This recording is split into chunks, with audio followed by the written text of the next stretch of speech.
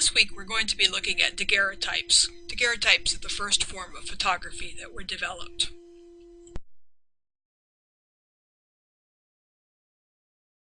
The daguerreotype process was used by photographers throughout the 1840s and the 1850s.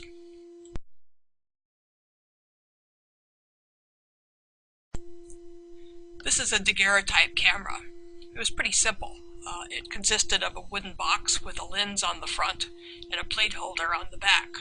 The photographer simply took off the lens cap when he was ready to take a picture, exposing to the light the metal plate, which had been sensitized with various chemicals.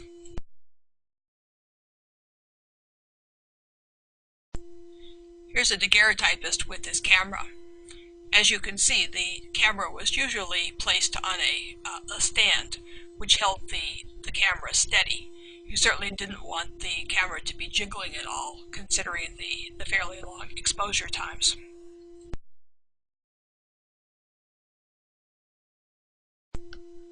Just to give you an idea of the exposure times necessary to expose a plate, in 1839, when daguerreotypes were first introduced in this country, it would take anywhere from 15 minutes to 30 minutes in order to expose the plate. Even as little as 3 years later, however, with a lot of developments, daguerreotype exposure time had gone down to anywhere from 10 seconds to 30 seconds. Even then, it was necessary to make sure that your subject remained completely steady, and you can see the kind of apparatus that was used in order to keep the body from moving.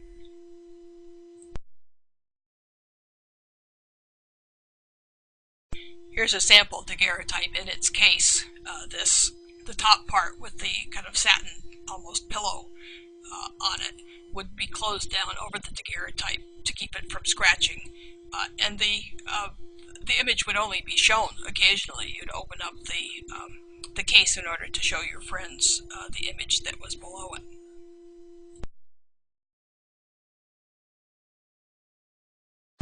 Here's a man who's holding a daguerreotype.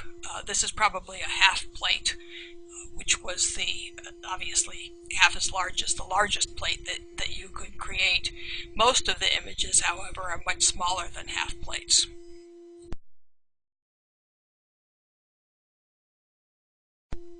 Here's a woman who's holding what is probably a whole plate daguerreotype.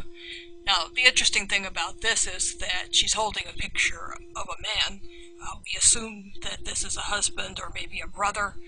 He's clearly not in the picture, although he is literally. Does that mean that he's simply away someplace? Does it mean that he's dead? We really can't tell from the picture itself.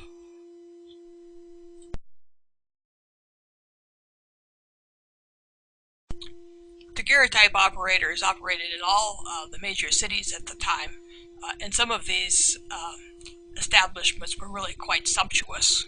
One of the most elaborate was that of Matthew Brady, who went on to Civil War photography fame, and we see people in his gallery looking at some of his daguerreotypes, admiring them, and perhaps based on their admiration for these images, they may have decided to come back and sit for a daguerreotype themselves.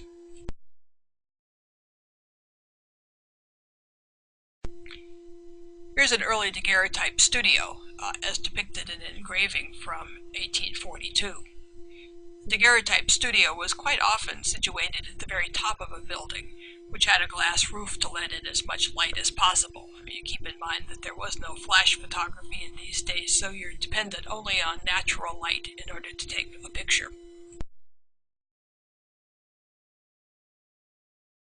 At the top left of this picture, and I'm showing you a detail from it, the subject sits on a posing chair, placed on a raised platform, which could be rotated to face the light depending on where the sun was at this point of the day. The sitter's head is held still by a clamp, and you see that right behind kind of his ears.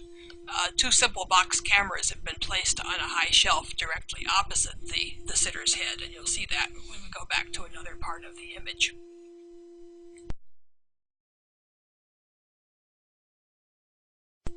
In In the lower right corner of the engraving, we see an assistant who is polishing a silver-coated copper plate with a long buffer until the surface is highly reflective.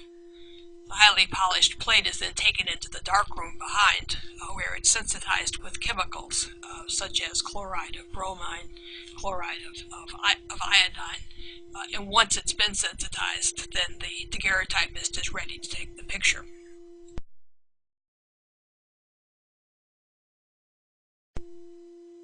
The operator then places the sensitized plate into the camera that here is sitting on a high shelf. When the sitter is ready for his picture to be taken, the operator removes the camera cover and then times the required exposure with a watch, and we see him looking at his watch in his left hand here.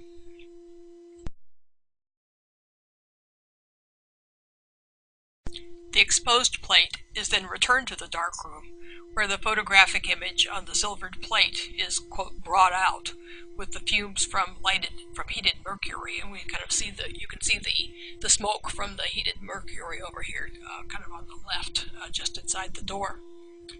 And then it is fixed by bathing the plate in hyposulfate of soda. The photographic plate with the daguerreotype image is then washed in distilled water and dried, and the distilled water barrel is just above this man's head, as we see in the background.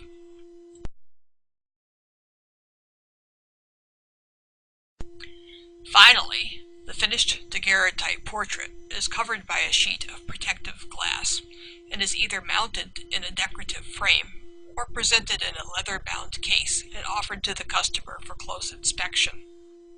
Early daguerreotype portraits were very small, as you've seen earlier, and to appreciate the fine detail, these customers are using a magnifying glass to look at the details in the image.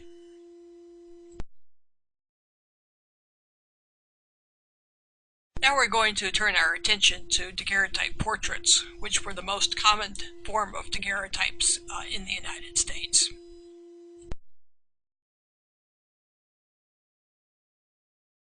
The daguerreotype process was brought to the United States from France in the fall of 1839. In this country, it would be the career seekers, the entrepreneurs, those hoping for financial gain, who would explore and improve the daguerreotype. In Europe, on the other hand, it was academics, scientists who would pioneer its development. American entrepreneurs were quick to realize that the daguerreotype had great commercial value if it could be adapted to portraiture. The first successful portrait in America was taken less than a month after the news of the daguerreotype process had reached the U.S. To be practical, though, exposure time had to be reduced. As indicated above, this happened fairly rapidly.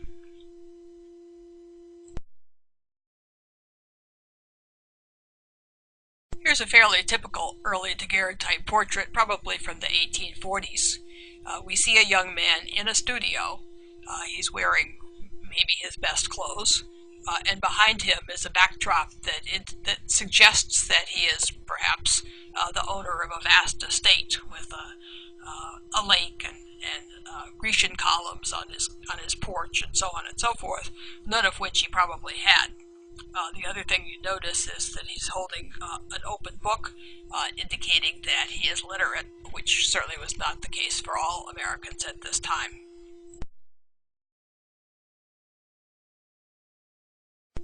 There are many daguerreotypes that were taken of famous Americans of the day. In fact, Matthew Brady made a point of developing a collection of what he called illustrious Americans.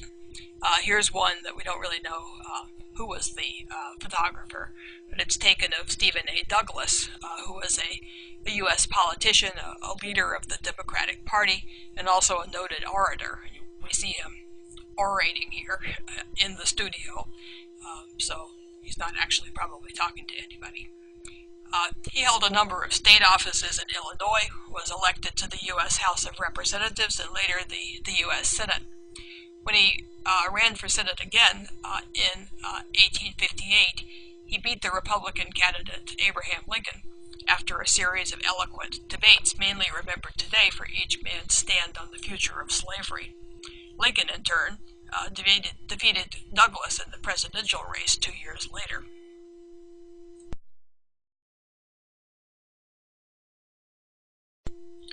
Given the society, it's not surprising that we see a whole lot more daguerreotypes of eminent men than we do of women.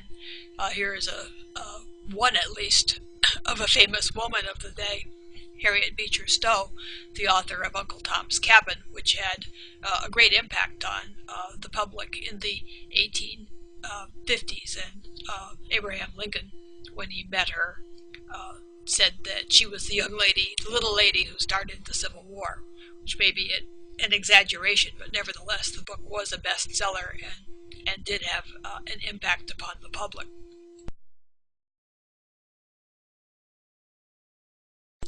Many of the portrait daguerreotypes of the day were group portraits of families, and when we look at them, it tells us something about family structure and roles during this time period.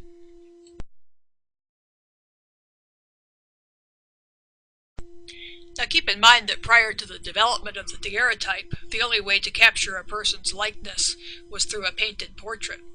There were several drawbacks to these paintings for most Americans. For one thing, the services of a professional artist was beyond the reach of most people financially at this time. And the more affordable, often itinerant painters produced very amateurish portraits. Furthermore, in a nation in which most people lived in remote rural areas at this time, the majority of Americans never encountered a painter of any caliber throughout their lives.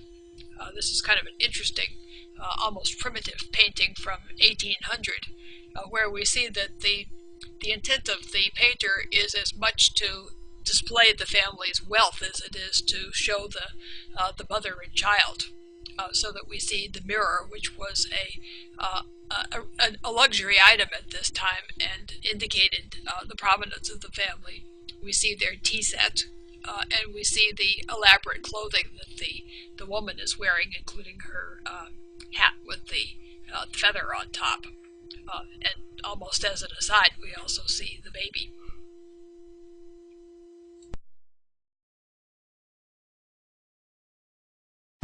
Now here's a daguerreotype from this period.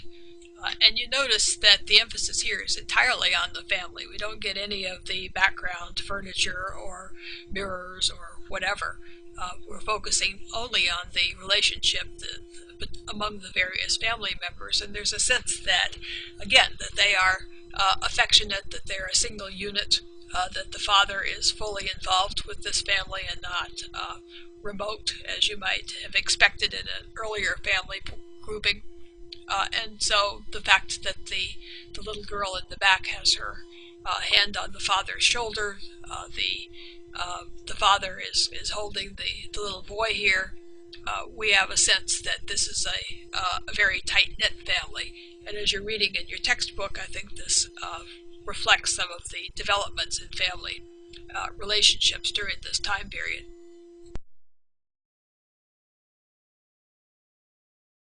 This is a remarkably well-preserved daguerreotype. It really gives you a sense of how clear the daguerreotype image was when it was taken and completely in focus, and has not been kind of destroyed by the ravages of time, as we've seen in many of the ones you've looked at so far. And quite clearly, we're getting a very close and affectionate relationship between this mother and her son.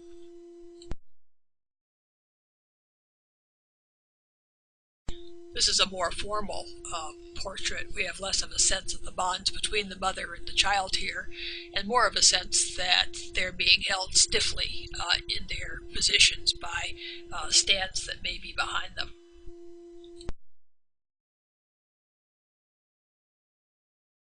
Southworth and Hawes were probably the most, in my opinion, most advanced of the daguerreotypists of the period.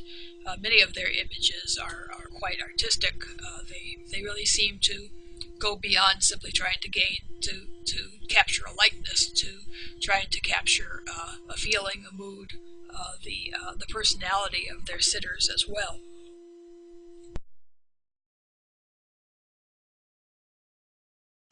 This is a lovely portrait of these two children. Notice that it's been hand-tinted. All daguerreotypes were in black and white, so anytime you see one in color, you'll know that some person has actually painted it in order to gain the color in it.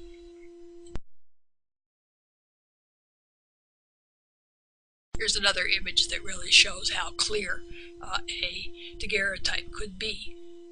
It also shows that it was probably easier to photograph a sleeping child than it would be one that was likely to be wiggling around.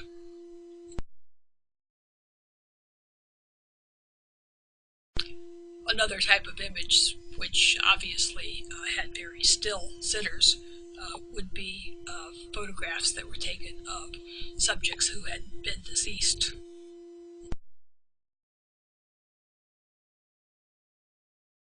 Here's a mother holding her dead baby.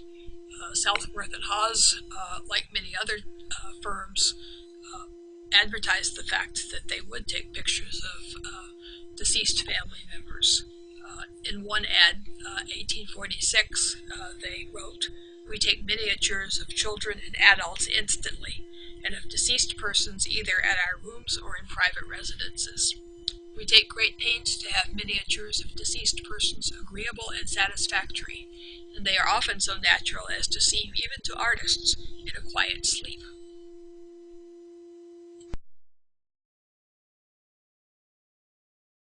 It may seem gruesome to us today to take pictures of dead babies or other dead members of the family, but keep in mind that this is a day at the very dawning of photography when quite frequently the family may not have another photograph of the child, and they're taking this opportunity to get an image of the child so that they can remember the child clearly with no other images available to them.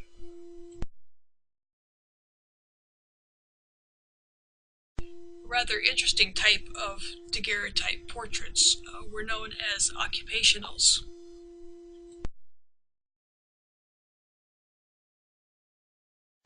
There's an article by Ben Madison called "The Social Construction of the American Daguerreotype Portrait," which has a section on occupationals. I've put the link on the week 1 readings and resources, and you may want to take a look at it. Occasionally, daguerreotypes document American workers in the mid-19th century. The subject of these occupational daguerreotypes usually pose with the tools of their trade or goods they have made in their hands. Most of these occupationals depict tradesmen such as cobblers or carpenters or blacksmith, and they give us some idea of the types of occupations that were common during this time period. They also show the pride that these workers had in their work.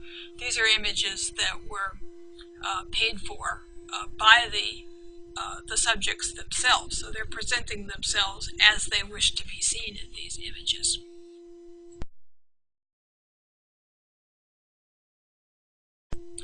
Here's a blacksmith.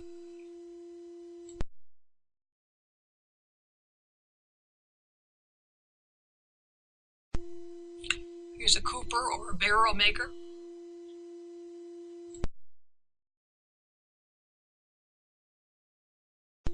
Here's a gold miner having his portrait taken in a daguerreotype studio. I think we can tell by the cleanliness of his clothes that he probably hasn't even arrived in the gold field yet.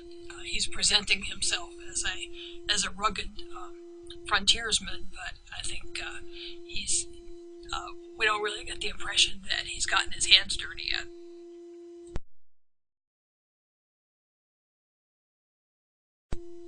Most occupationals of women tend to be showing mothers with children. Obviously, unpaid work then is usually now. Among the few jobs that were open to women at this time would be that of being a seamstress or perhaps, in some cases, being a teacher. So we see a seamstress here.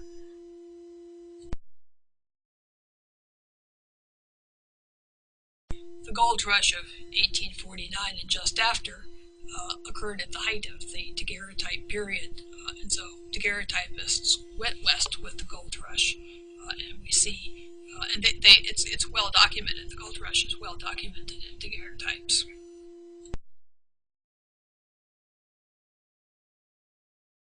Daguerreotypes also tell us something about race and race relations at this point in time, just before the Civil War.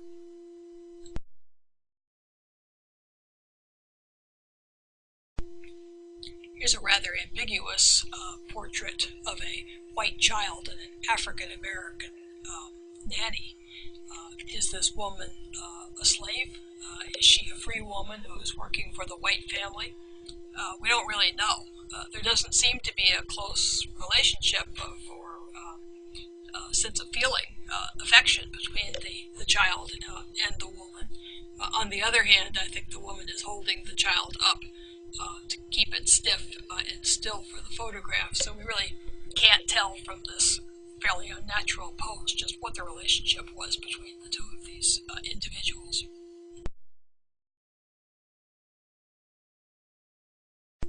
This woman is fairly clearly a member of the free African American community, which existed in many of the northern cities at this time, and even in some southern cities for that matter. We can tell by her dress, we can tell by the fact that she's literate and is holding a book. All of these things indicate to us, the status that she held in society at this time.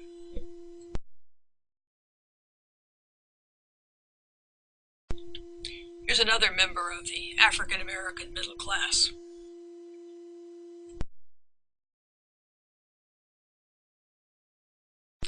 In March of 1850, Professor Louis Agassiz, a celebrated Harvard natural scientist and a widely admired Cambridge intellectual, arranged for a local daguerreotypist in South Carolina by the name of Zealy to take a series of pictures of African-born slaves at nearby plantations. Zealy made the pictures in his studio, and these were then shipped to Agassiz at Harvard, where in the 1970s, at the Peabody Museum of Archaeology and Ethnology at Harvard, they were found in a storage cabinet. So they had been kind of lost or certainly put away and forgotten about for probably close to 100 years. Agassiz commissioned these images to be used as scientific visual evidence to prove the physical difference between white Europeans and black Africans. The primary goal was to prove the racial superiority of the white race. That was what Agassiz had in mind. The photographs were also meant to serve as evidence for his theory of separate creation, which contended that each race originated as a separate species, and he was using this really to demonstrate, in his mind at least, the superiority of the white race. It's difficult to view these images now without a sense of outrage at the indecency of the poses and the system of bondage that they reflect, the absolute power of masters over the bodies of their slaves.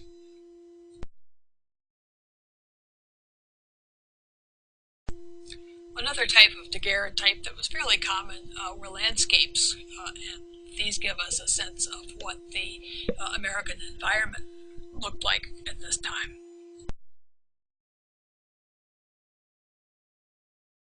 One advantage of photographing buildings or city streets, of course, is that the buildings aren't going to move, and so it's much easier to photograph them without having to worry about whether or not they're going to wiggle or anything.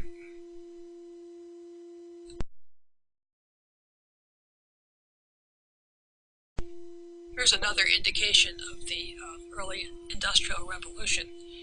Many of the early mills were sited in rural areas near waterfalls and other fast-moving water, since the main form of power in these early factories was water power.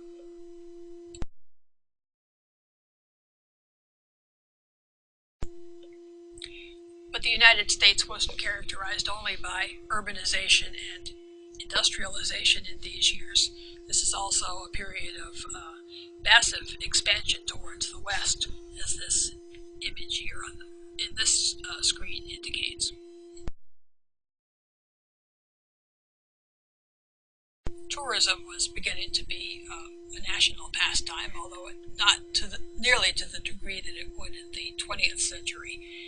And the main tourist attractions at this point in time tended to be places of natural beauty and natural attraction for one reason or another. And Niagara Falls was probably right at the top of tourist destinations at this point.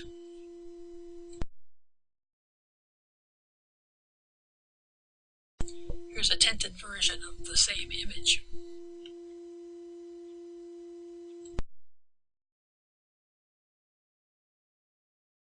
Some of the most impressive images of Niagara were taken by Southworth and Hawes.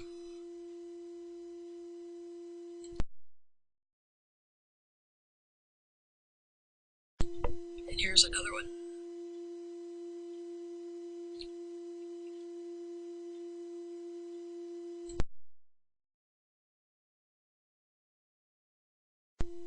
There were very few interior shots taken during this time, mainly because of the problem of lighting.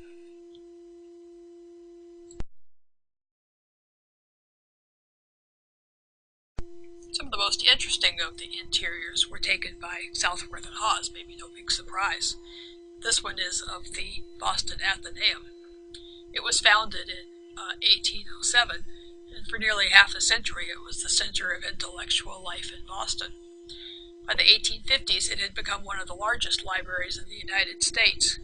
It moved from temporary home to temporary home during its early years, and construction began in the 1840s on its present Beacon Street building, which is where it still is today. And that building opened in 1849. The first floor, which I think is what we're looking at here, was originally a sculpture gallery, and you see the sculptures on either side. The second floor housed the library's extensive collection of books, and the third floor, which was originally the top floor of the building, and there are more floors today, was equipped with skylights and served as a painting gallery. So Southworth and Hawes picked their time with the most sunlight coming in through the windows, and managed to get a shot in which they do get a considerable amount of light, and therefore we're able to see this quite clearly, this scene quite clearly.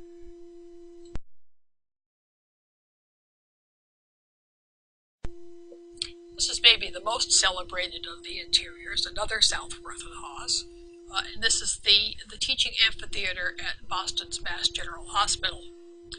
Dr. John Collins Warren, who is the co-founder of the hospital and also a professional of anatomy, stands with his hands on the patient's thigh, so he's over there to the right, over there to the left of us. He's explaining the proceedings to a student audience that's seated out of the camera range. In a really good copy of this picture, or reproduction of this picture, you can just see the kind of vague outlines of the students, but you can't really see them now. Dr. Solomon Davis Townsend, who performed the operation, is standing behind Warren with his, I guess that's his right hand on his hip. And an unidentified anesthetist is holding a sponge soaked with ether near the head of the patient, who, curiously enough, still wears his socks. Actually, the whole standards of medicine were pretty different in those days. This is before germ theory, so all the doctors are wearing kind of dark frock coats. No need to be wearing white, no need to do a lot of washing up or anything. Warren had commissioned Southworth and Hawes to make this first photographic record of an actual medical operation, which was also the retiring Dr. Warren's last lecture. All of the doctors' heads moved just slightly during this long exposure, which caused blurring and confirmed the photograph's candid circumstances. So this is not, well, this is posed. This is clearly posed. They have not started the operation. They're standing around for the picture, but clearly all this is going on before as the camera is recording it.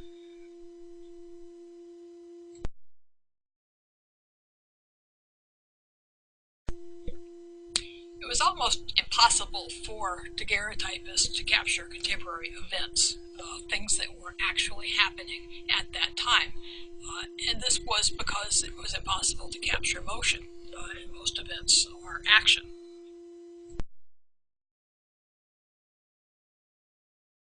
A couple of exceptions to this. One of these was taken by a Mr. L. Wright of Pawtucket, and this is a train wreck on the Providence and Worcester Railway near Pawtucket, Rhode Island.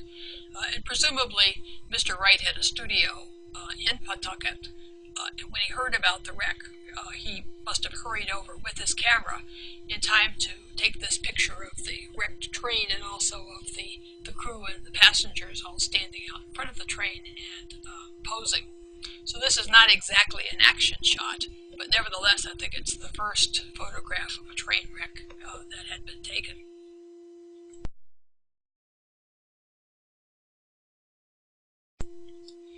Here's another contemporary event that was recorded as it happened, perhaps even more as it happened than the train wreck. This was taken by George Barnard, who went on to become a Civil War photographer. We have many images of his from the Civil War. This is one of the first images to be taken of a catastrophe that was actually taking place. On the morning of July 5th, 1853, a fire broke out on the east side of the Oswego River in the Ames Mills. Barnard, who had a studio right across the river, took his camera outside and made at least 2 views of this spectacle. The first photograph was taken shortly after the fire was discovered, and it was made from the head of a street about a block east of his new studio, looking southeast across the river towards the Ames and the Doolittle Mills. The daguerreotype of the Ames and Doolittle Mills that you see here is hand-colored with crimson pigment added to the flaming buildings. So again, because this event took place over a fairly long period of time, it was possible for a daguerreotypist to cover it. If it had been something that was more of a split-second action, obviously he could not have. So this is the end of our presentation on daguerreotypes. You'll be going on to read about daguerreotypes and then to discuss them for week 1, so I'll see you online.